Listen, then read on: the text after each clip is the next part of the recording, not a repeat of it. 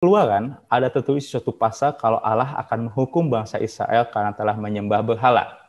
Lalu ketika Musa memohon jangan untuk dihukum, lalu dituliskan bahwa Allah menyesal. Ya, memangnya Allah bisa menyesal? Saya tadi pikir waktu ditanya sini, ini kisah yang mana ya? Lalu saya cari-cari. Nah, kemungkinan yang dimaksudkan ada Keluaran pasal 32, Bapak Ibu, tentang anak lembu emas yang dibuat oleh bangsa Israel. Ya, di dalam Keluaran pasal 32 ayat 9-14. Jadi kisahnya bangsa Israel menunggu Musa, lalu sambil menunggu mereka pikir membuat sebuah pengganti Allah gitu, ya, anak lembu emas ini dan disembah. Lalu Harun menyetujuinya dan dibuatnya begitu ya. Tapi Tuhan mengetahui apa yang dilakukan bangsa Israel salah, gitu ya. Nah, di ayat yang 11, lalu Musa mencoba melunakkan hati Tuhan Allahnya dengan berkata, mengapakah Tuhan murkamu bangkit terhadap umatmu yang telah kau bawa keluar dari tanah Mesir dengan kekuatan yang besar dan dengan tangan yang kuat. Lalu di ayat yang 14, dan menyesallah Tuhan karena malapetaka yang dirancangnya atas umatnya. Jadi ketika Tuhan mengetahui apa yang dilakukan oleh bangsa Israel untuk membuat anak lembu emas, Tuhan sudah merencanakan untuk menghukum bangsa Israel atau menghilangkan mereka semua begitu ya. Tetapi Musa sebagai pemimpin bangsa Israel itu berkata pada Tuhan dan menjelaskan gitu. Ayat 14, menyesalah Tuhan. Nah, ini mungkin menjadi pertanyaan juga ya, jadi kebingungan. Kok Tuhan menyesal berpikir untuk membunuh bangsa Israel begitu menghabiskan? Kenapa gitu ya? Nah, Bapak Ibu, pada kisah sebelumnya diceritakan bahwa Israel telah melanggar perjanjian yang mereka ikat dengan Tuhan dengan membuat berhala, ya, patung anak lembu emas. Lembu emas ini sebenarnya dari mana mereka bisa berpikir demikian? Ini sebenarnya salah satu dewa di Mesir, ya.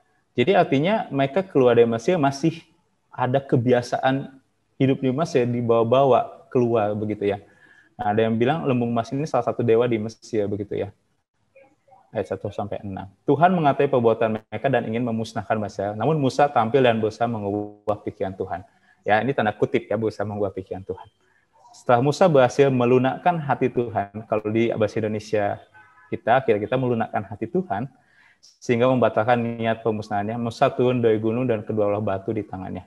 Mungkin bukan melunakkan hati Tuhan ini tidak jadi pertanyaan, tapi sudah mempersiapkan ya, jangan-jangan ini bakal ditanyakan. Kok Tuhan dilunakkan hatinya? Ya, kalau saya tadi lihat di dalam bahasa Inggris melunakkan hati Tuhan itu artinya adalah Musa memohon kepada Tuhan. Ya, terjemahan bahasa Inggrisnya itu Musa itu memohon kepada Tuhan agar Tuhan mengampuni gitu ya. Ini salah satu tindakan kepemimpinan dari Musa yang kita patut pelajari ya. Berani mengambil kesalahan daripada orang yang dipimpinnya, gitu ya.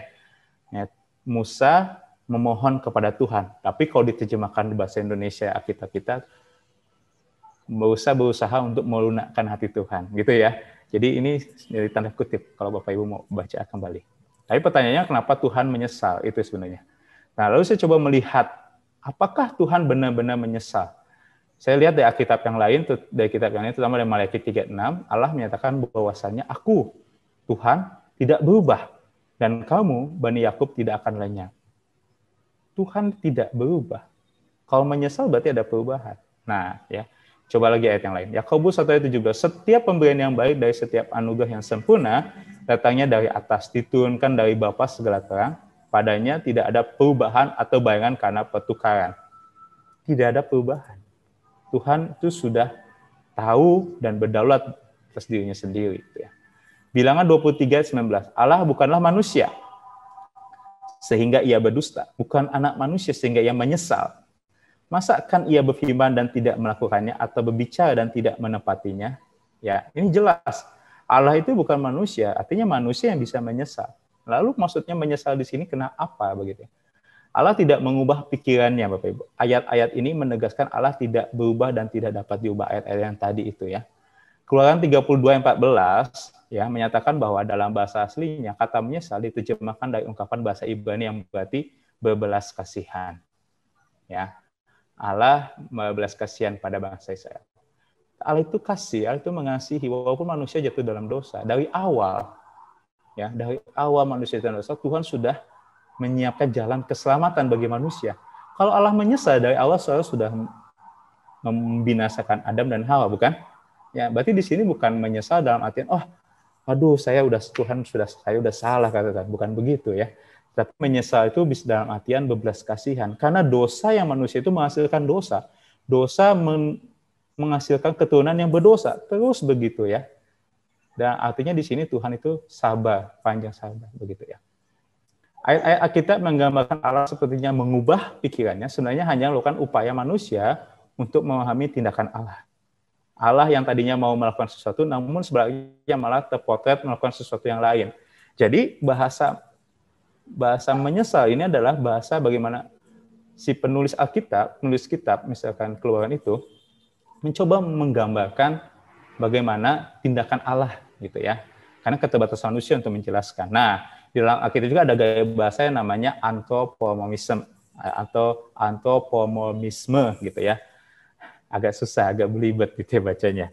Atau bisa juga disebut bahasa yang dipakai untuk menjelaskan sesuatu dan memberikan atribusi karakteristik manusia ke makhluk yang bukan manusia. Contohnya, seperti tadi menyesal. Harusnya kan manusia menyesal.